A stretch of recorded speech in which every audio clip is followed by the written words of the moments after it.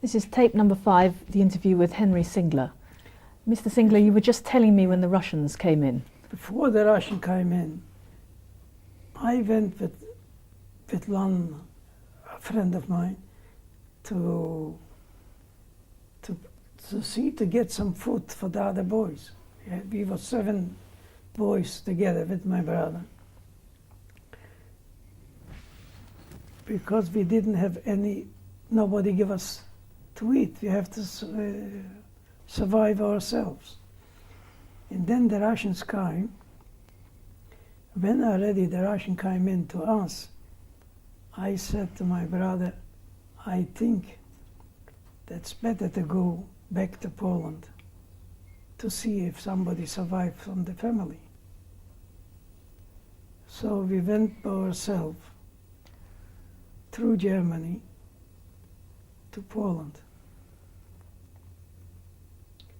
I came in and took us about 3 to 4 days. In that time, we didn't need any tickets on trains or trams. Why was that? That was after the war. That's the 5th, 6th, 7th of May, straight after the war. And were you well? What was your physical condition? It was quite all right. We didn't go to any hospital or anything, you know. And we came in to lodge. I went to the Jewish organization there, and I didn't have anywhere. I went to have a look where I lived during the time in lodge in the ghetto. I saw everything is broken. Floor was out, and I looked for gold, for everything there. I don't know who did. And I wasn't very happy staying in Poland because somebody told me, a Polish woman said, why did you go to Israel? You don't want to here. So after a week. Did you go to Pavianice? Yes, I've been. Yes, I couldn't walk on the side where I was living. I went on the other side. I could not look at it. Did you meet anyone you knew? Yes, I saw. From Pavianice? Yes, I saw a woman, which she was living with us in the same place. Only she was Polish when the Poles was in Poland. Only she was a German. Was she who hit you? She became German, and during the war. And I wanted to talk to her. I saw her, and she showed me that not to talk to her. And after I noticed that she's 2 policemen not dressed up as police was beside her. What did that mean? That means that she was probably taken to work and from work. You know, she was in textile working before the war. We grew up together. She was older than us, only, you know. So who was taking her to work? Probably Polish police. So did you see the German family who hid you? No, I didn't. Only I couldn't stay in Poland. I was very upset when I was in Poland. So. Did you find out about your relatives? Yes, nobody was alive. One day I found out a friend of mine lives in Pabianic. I went to see him. He came to see me, and I asked him if he wants to go from Poland. He said no. He couldn't anyway. He's still alive. He's in Israel. And I said, if you don't want to go, I go. suddenly I met a girl. He was talking, and that girl said that she got a mother, which she lives in Prague, in Czechoslovakia. She is frightened by herself. And I started to ask her who she is and where she is. It was my second cousin. And I organized some tickets to the Czechoslovakian border, and I took her with me, and I brought her to Prague to her mother. What about your brother?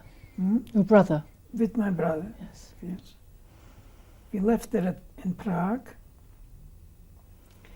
In Prague, the Czech people was very good after the war to everybody. And I did a medical check on us, and they give us where to stay. And we were staying in about 4 weeks in Prague. And from Prague, I wanted to go back to Germany. Only somehow on the borders from Czechoslovakia and Germany, a lot of Russian Jewish people from the army took off their clothes. And they said to us not to go back to Germany, to go to Hungary, because they ran away from the army, the Russian Jews. And so I went to... Why did they take their clothes off? Hmm? Why did they take their clothes off? Then they take off their uniforms. Oh, these uniforms. Yes. And they change in civil. Then I went to Budapest with my brother. I've stayed in Budapest, I would say, about also 4 weeks. From Budapest, I went to Austria, Graz, with my brother. And in Graz, we was in a place, and there came the English Jewish brigade, what was working, smuggling people through the border to Italy. They took us into Italy through the Alps, and we finished off in Modena. In Modena, we were staying in Modena for quite a while, and the place was the Academy Military, where before the war it was a school for officers. I stayed there for a while, and then I went with my brother to South Italy. Also, even we was helped in that time from the UNRWA, that was called that, I think, UNRA, or the American. I was in Italy practically a year. And I finished off by I went back to Rome. I lived in Rome, and I was in a place where they taught us how to work with, to prepare us to go to Israel. What, was that your plan all the time, Yes. to go to Israel? So when did you arrive in Israel? In May, I think May or June 1946. And how did you get there? By unlegal shipment. We went illegally to Israel. And they took us in, the English people they didn't let us in, only they took us into a camp. The camp was near Haifa. we were being there in the camp. I was there 1 month. My brother married in Italy, and my sister-in-law was pregnant at that time. And they asked me to stay for 1 month more because, as you know, that time was the Balfour Declaration. They let into Israel only 1,300 and something people a month. So they asked me to stay on. I stayed on for another month. Then, in that month, my wife came from French. She came through French into Israel and also to that same camp. Only it was not allowed to be together. Women and men was separated in separate camps. And we was from the same political party. And they came in after every day for 1 hour to us. That was allowed. And we was study, and they taught us, because young people. I went out after 2 months. I supposed to go to a kibbutz. Only I didn't go. I went to the city. I didn't go to the city directly, and my wife went to a kibbutz, and she was in a kibbutz for 6 months, and I established myself in Tel Aviv, and I went there to pick her up, to tell her to come out, to come. Were you already married? No. No. And she didn't want to come out. Only after a while, she decided she came out, and we was married in 1947, in March, in Tel Aviv. And how long did you stay in Israel in all? How many years did you stay in Israel? I stayed in Israel 9 years. And during that time, did you serve in the military? Yes, we went through all sorts. I was 2 years with the English people. That wasn't too good to us. We went through a second war, being in it from 46 to 48. Did a lot of things. Did you fight yourself? Hmm? Did you fight yourself? Did you fight as a soldier yourself? Were you in the army? I was behind it. I was not officially in the army. I was behind the army. I was working for the army. Yeah.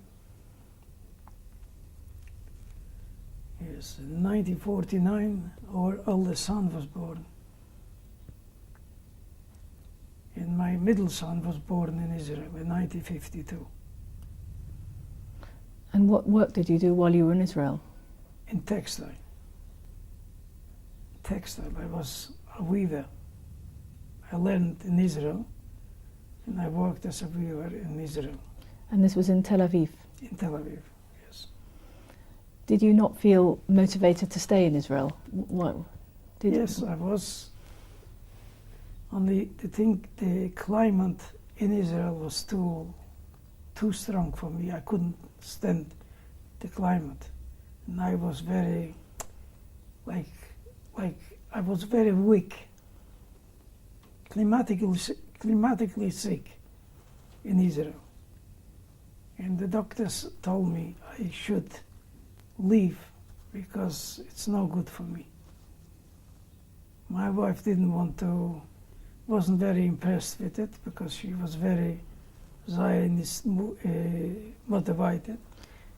Only we decided to leave, and we left in 1955. Why did you choose Australia? Because my sister-in-law had here a relation before the war, and she got to know of them, and she wrote a letter to them that she wants to leave to come here to see the family, with the family. So I came here in 1952. And we stayed on. And then they made papers for us. And we came here out in 1955. And where did you come to? Where did you come to? To Melbourne. To Melbourne. Yes. What was your first impression? The impression was, in that time, Melbourne didn't look as today. The city, no high-rise buildings. You know, it was a complete different look of Melbourne. For us, it was a little bit strange. And it was hard. I got work straight away because my brother organized some work for me. When I came, I was here 2 days and I went to work. My wife didn't get work straight away. And secondly, we had small children. What was your work? What was your work? In textile. Yes, I worked in textile. Did you miss Israel? Did you miss Israel? We missed, of course. Yes, we missed very much because my father left, my wife left her sister there. Her sister was in the army in that time. Where did you live in Melbourne? We lived, the first place in Melbourne was in Thornbury. We took a place, we lived above a shop. And we started working, and my wife learned to do some overlocking, you know, on an overlock machine. She worked in ladies' underwear. And that was how we started our life in Australia. How many years did it take before you started to feel at home in Australia? We was feeling home straight away. Only the thing is we came without language. This was very hard to learn the language and to learn. It was a different life. You know? The children went to school and they came home and they started to speak English, and we spoke to them Hebrew before they don't speak Hebrew now. Apart from the language, what other differences were there that you've found in Australia? The life in Israel was a different life, and the life here is a different life. In Israel, it's more outgoing life. It was more social life than Australia. Also, we got friends here too. Only, you know, it's different. It's not the same. How would you compare your religious life pre-war to how your Jewish life is today? The same or different? I would say it's the same. Did you talk about your experiences during the war to anybody in Australia? Not particularly, no. And to your children, did you talk about them? Did they know? Some, not as much as I said today. Some, if they ask a question, yes. My little granddaughter, she's now 3 years of age. She asked me a few times what it is. What should I tell her?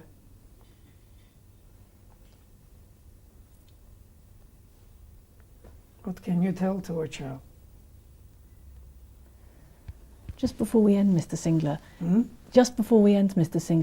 is there something that you would like to leave as a message? Yes, the message is that I don't wish anybody to get through such a thing that what we went through. That's the world, the people should learn something from history that shouldn't repeat.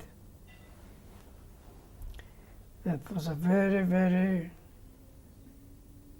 they took away, it really, for me, it took away our youth. We didn't have nothing between 10 and 20 years of age is what the people need, and we didn't have it. We had only time we have to look for survival. And we hope that by doing this, what we're doing, that the history will show people.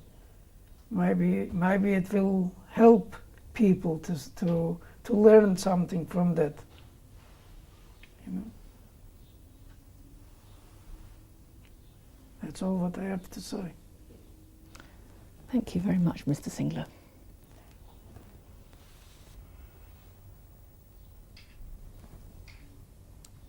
Mr. Cyngler, would you like to show your tattoo to the camera? Yes, I can. Yeah, the number is B11869. It's 11,869. Can it stop? What is this photograph? It's a photograph of my family, And where was it taken? taken in Poland in 1935 approximately, and it was sent to England. Who sent it to England?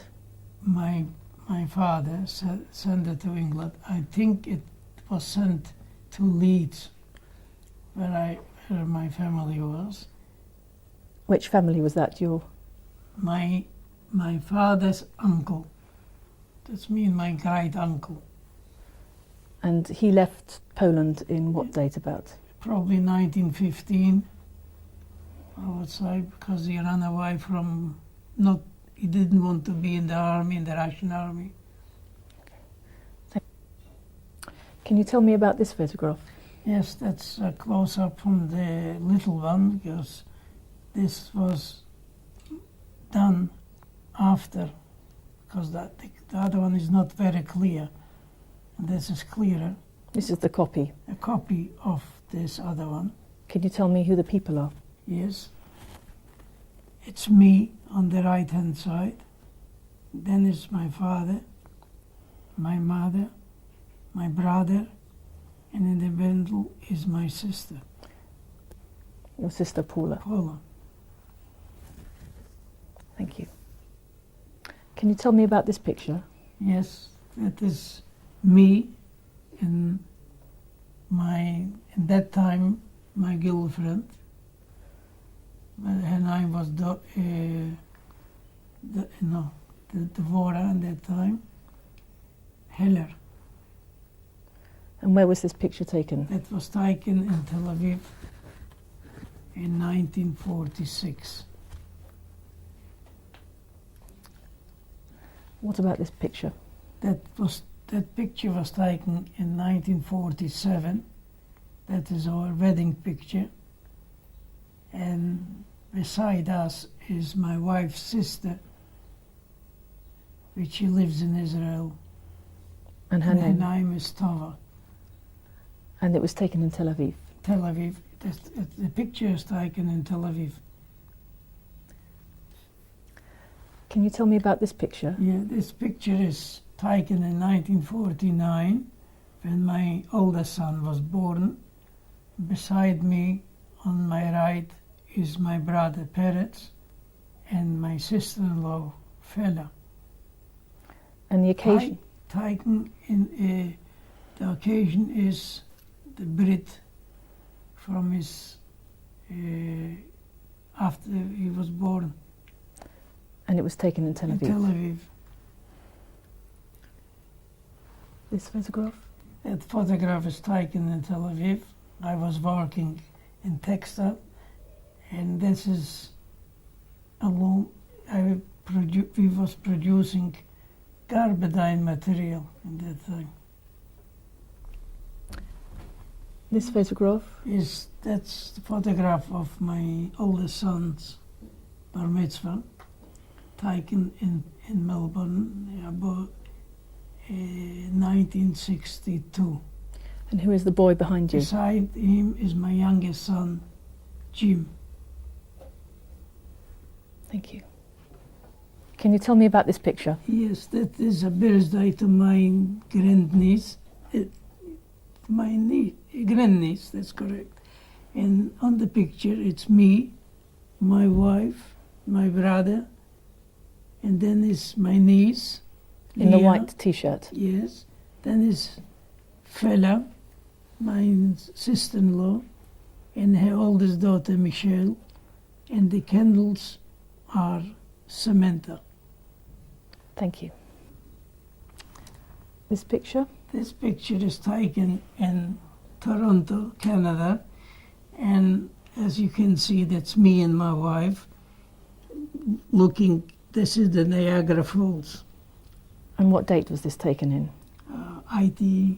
1998. And this picture? Yes, that picture is quite recent, not long ago taken. And on the picture is all our 6 grandchildren.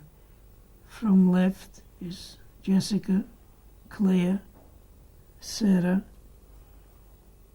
Richard, Elliot, and Melissa.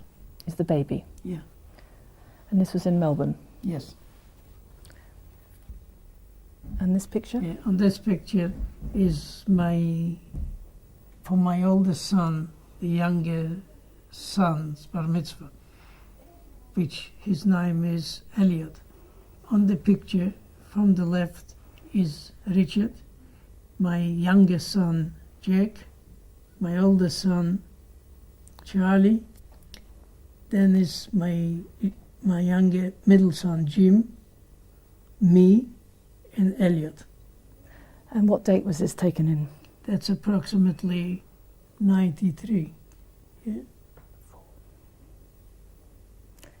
Thank you. Right. Mr. Cyngler, could you introduce your family to us, please? Yes. My wife, Doris, my oldest son, Charles, Sarah, and his family is Richard, Jessica, and Elliot. My youngest son, Jim, his wife, Lois, Sarah, and Claire. My youngest son, Jack, his wife, Karen, Melissa, and David. Mrs. Cyngler. Yes, I would like to express my feeling. What more I think of that life. I feel so depressed. How could be such not human to take live people, little kids, put them in, build up a Bausetz, a crematorium, and burn them live. They was alive. They put them in crematorium, burned for nothing, innocent children. How can the world still say nothing and allow to exist more anti-Semitism for us, what we didn't do nothing to them? Why that happened? I think that should be really worked out something very, very strongly against those people what are against us, because we are innocents, we don't do nothing to anybody. That's all what I can say. Charlie, as a child of survivors, do you think this affected your life in any special way? Yes, I do. But it's very difficult to put into words. It's a very deep, overwhelming experience, and it's going to take many centuries to come to terms with. It's, for me, very difficult to put into words the levels of trauma that was passed on through me and through to my kids, and probably through to their kids. Jim? Jim, is there anything you would like to add?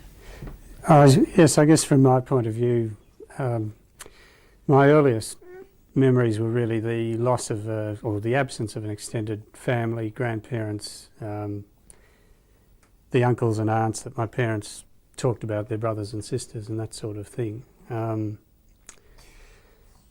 Also the sense of the loss and grief that they felt in losing their family and friends.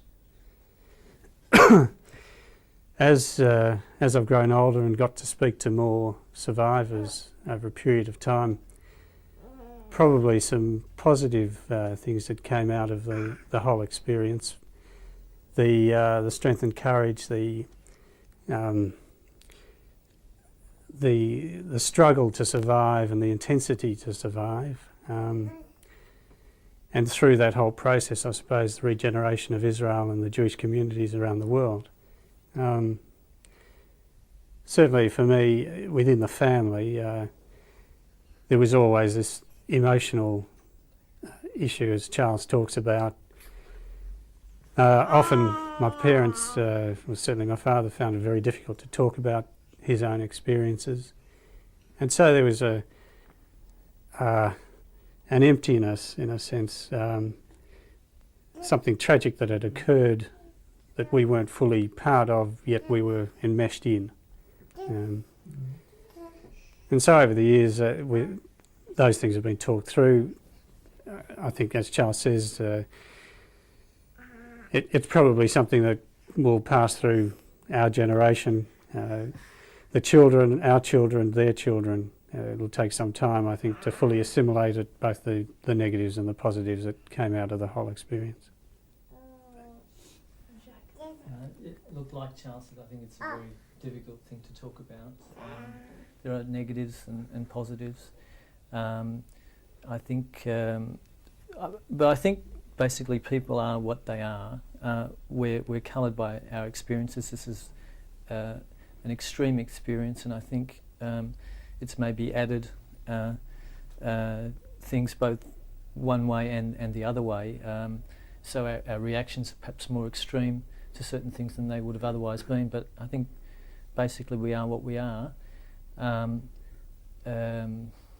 mean, just hearing what Jim had to say on growing up, certainly I had the feeling that my parents' experience was extreme, so great that perhaps some of my own experiences weren't as great as those experiences.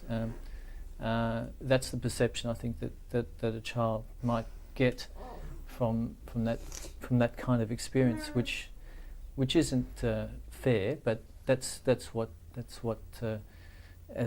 going through something like that you experience. So the pluses, I mean, we're identified with the Jewish culture. Being Jewish is very important to us, and we hope that our children will see it the same way, but perhaps a bit watered down. There's lots I can say, but I don't know where to end or start. Richard, as a grandchild, has something you would like to add? I don't think you can. Well, I can't conceive or express the sort of level of suffering, even to come close to anything in my experience that mirrors such mass horror to such a level. But I know that it affects me, and because of my grandparents' experience, and it's something, as my Uncle Jack said, that and both my father and my uncle, that it is passed down, because people can't just heal from, I mean, like mass torture, and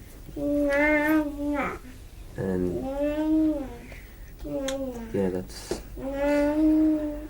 But hopefully, with experience, and learning, you can only go forward.